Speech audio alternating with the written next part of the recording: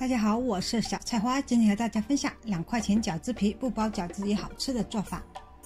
饺子皮准备好放一边待用，先去准备别的食材和配料。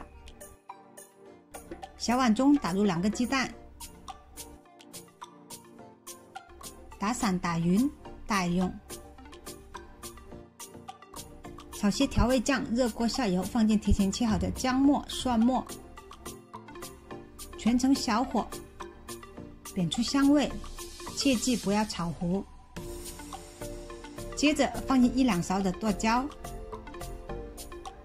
翻炒均匀，再倒入适量的生抽，拌匀。紧接着放进1勺黄豆酱，不停地翻炒均匀就可以了。剁椒和黄豆酱都有很重的盐味，咸味已经足够，不需要再放盐。另起锅，热锅下油，倒入刚才打好的蛋液，快速翻炒。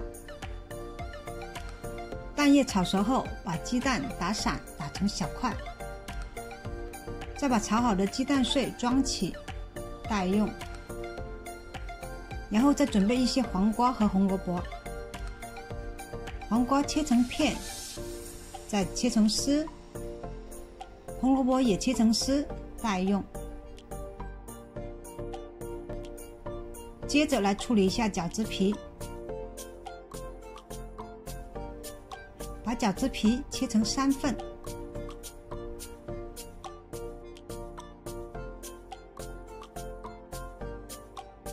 饺子皮切完后，拿起1小份饺子皮，轻轻一拉一抻，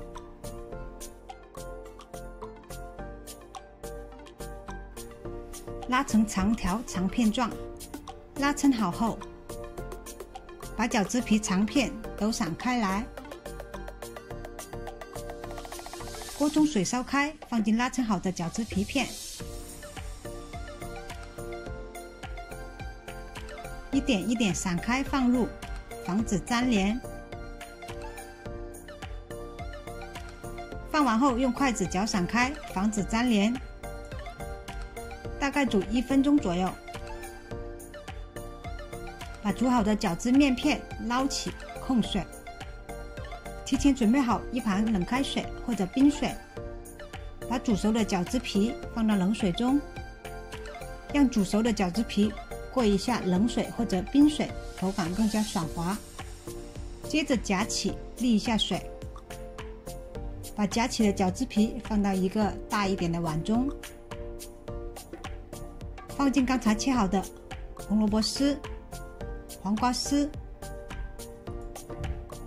和炒好的鸡蛋碎，再放进适量刚才炒好的调味酱，